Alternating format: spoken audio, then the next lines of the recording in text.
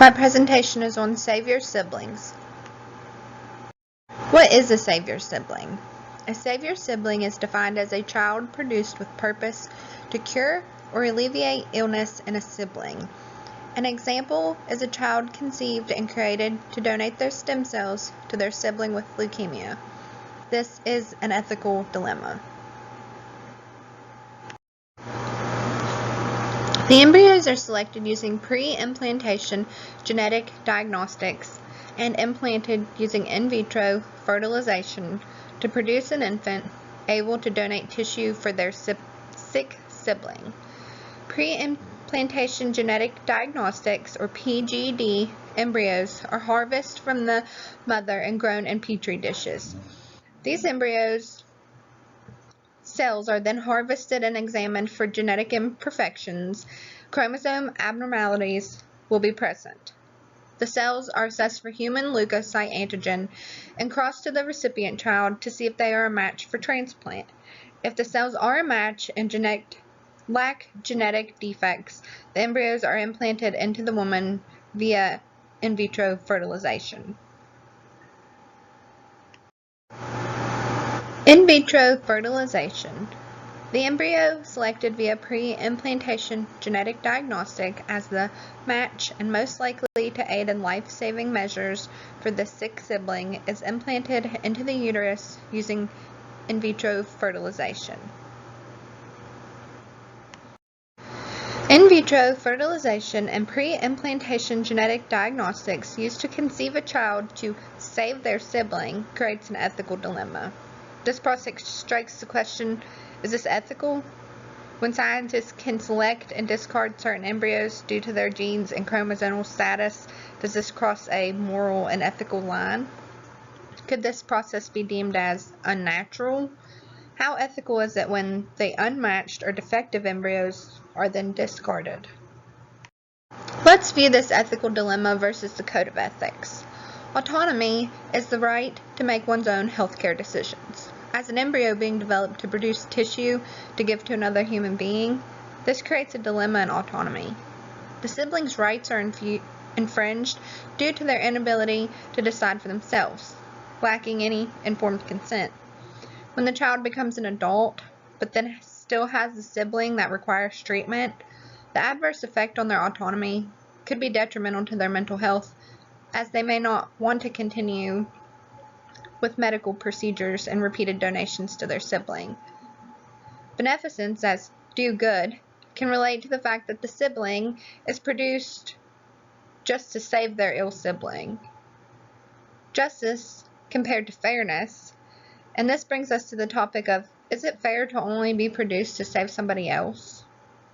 Non-maleficence, as do no harm, arises the debate, and what harm could happen to this embryo and the subsequent savior sibling throughout all these medical processes? Thinking in a hypothetical example, we'll say a 3-year-old is diagnosed with aplastic anemia and requires a donor-matched stem cell transplant. The parents decide to use a savior sibling to save their sick child. The savior sibling lacks the ability to sign any informed consent for an invasive procedure. Stem cell harvest and bone marrow harvest for this child has no medical benefits for them, but does pose a lot of risks. Endangering one sibling to save the other rides a fine line in ethics and morals. What kind of psychological effects could this cause? The psychological aspects for both the sick child and the savior child should be assessed, as well as the parents. The savior sibling has no choice in what is happening to their body. They were not truly wanted from their parents, but wanted as a means to save their sibling's life. It takes an emotional toll on all the family members involved. The savior sibling may have resentment towards their parents and sibling, feeling like they were only selected and created for the purpose for someone else. The sick child may feel guilt if they know that their sibling was created to attempt life-sustaining medical procedures for their own sake, and parents may have guilt related to both of their children. What if the savior sibling produced for a cure is not a match? Science is not always 100% correct, and there is a chance that the conceived savior sibling will not be a match to the sick sibling. This could leave the sibling feeling useless, unwanted, and their sibling remaining sick. Bringing religious views into our ethical dilemma, what are religious ethical views on savior siblings? Religious and moral factors are also brought to light with the creation of savior siblings by pre-implantation genetic diagnostics. If a child is born with a fatal condition and science is intervening to save them, is that crossing some religious boundaries? Could that be considered playing God? Is that interfering with their ultimate purpose? Would that be cheating death? There are religious views surrounding conception, and that should be addressed with an ethical dilemma. Say 100 embryos are taken, but only 5 used to create a savior sibling. When the embryos are harvested from the woman, some of them are not going to be used for implantation, and they are discarded. Discarding embryos can be extremely controversial, as many believe that these are future fetus, and it's wrong to discard of them. If life begins at conception in someone's opinion, then this could be wrong to discard the embryos.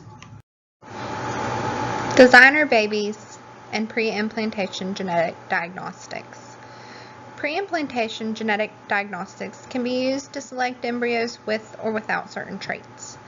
This leads to the concern that people using this testing could make designer babies by choosing their sex and their features.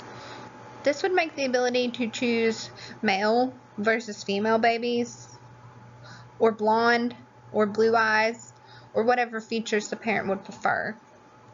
By using the pre-implantation genetic diagnostics, scientists can avoid implanting embryos that have chromosome defects leading to Down syndrome or dwarfism.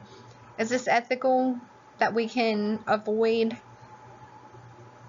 any conditions?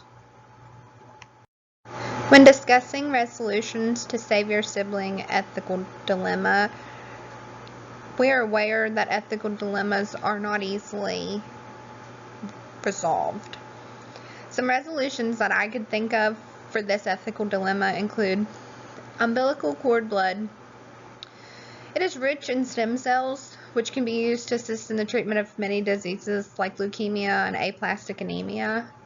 If the United States could mandate the banking of umbilical cord blood at all childbirths, maybe we could prevent cases of savior siblings from occurring if we have stem cells on hand and don't need to conceive a sibling match. Also, genetic counseling prior to conceiving children. If couples were to receive genetic counseling prior to conception, the risk of conceiving a child with a disorder could be identified, and it would be more aware if something were to need to be treated.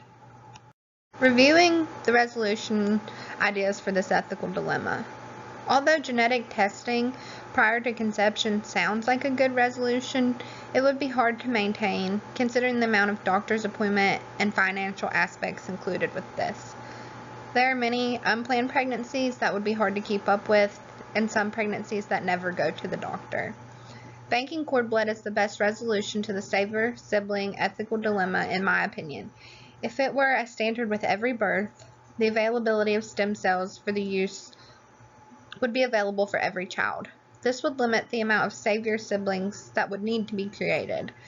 As with many ethical dilemmas, there is no right or wrong answer, and there is a very gray area that involves ethic, morals, and religious aspects.